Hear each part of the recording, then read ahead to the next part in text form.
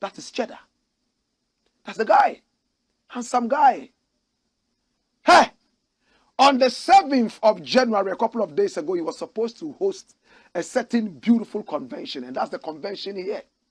Dr. Arikana Chihombori Quao was here for the conference. And then was Professor PLO Lumumba. Then we had Peter Obi. The only person whose face we did not see was Julius Malema.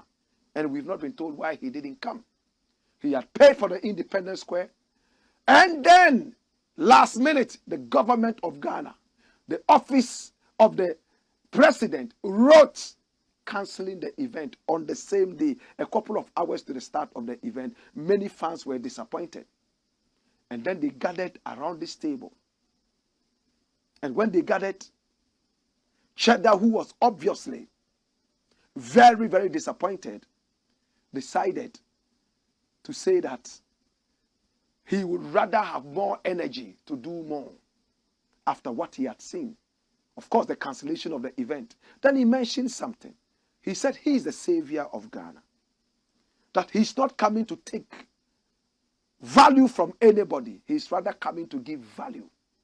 Cheddar announced his presidential ambition. He wants to be president of Ghana. That's what he said. But who is Cheddar? Freedom Jacob Caesar. Some other people call him Cheddar. His other name is Nana Kwame Bediako. Another one says Nana Kwame Osei. There are many names to one face. No wonder he came up with a mask around his face. And that day he unmasked himself. We've asked this question before. The radical Pan-Africanists that he invited to Ghana, were they aware that they were coming to support a political campaign? This woman here is married to a Ghanaian. She wants to build a Wakanda city right here in Ghana. Her name is Dr. Arikana Chihombori Quao. Quao, as in the Ghana, Quao. Very pretty woman, powerful Pan-Africanist, very knowledgeable. This woman here has had a portion of controversies. Watch this.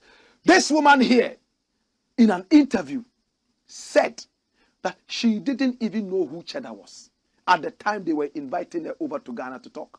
She didn't know that he was a billionaire, as she was told later when she arrived in Ghana. And she never knew she was coming to support a political ambition. PLO Lumumba. This is PLO Lumumba. Patrick Loch Otieni Lumumba. He also said he was not aware that he was coming for a political campaign. He didn't know that he was coming in to fuel somebody's presidential ambition. Peter Obi said the same thing. Julius Malema did not come at all. My brother, did Cheddar trick them into thinking that they were coming for a Pan-Africanist convention, but he had planned that day to unveil his face and show the whole Ghana that he's the presidential candidate of a party, political party called the New Force? Was it a trick? Did he lie to them? Or did he trick them into, I just asking questions. And again, Cheddar, right after the botched convention, early morning the following day, in fact, from the night of the botched convention, his photos were all over the place as the presidential aspirant of the New Force. It means it was premeditated. And those guys were tricked into it. True?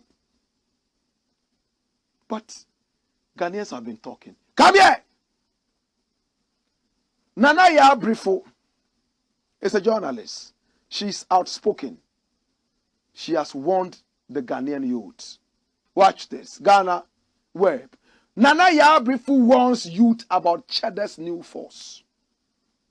She said, be careful when people come to you and it looks like it's all gold around them. A lot of them are not correct.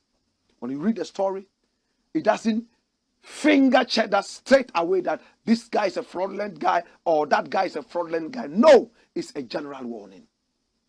Then loudmouthed Efia Schwarzenegger, my own very good friend, as captured by AmeyaDebra.com.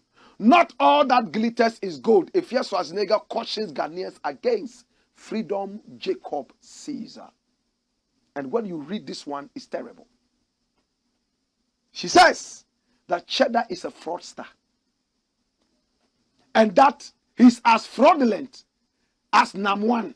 And therefore people should be careful.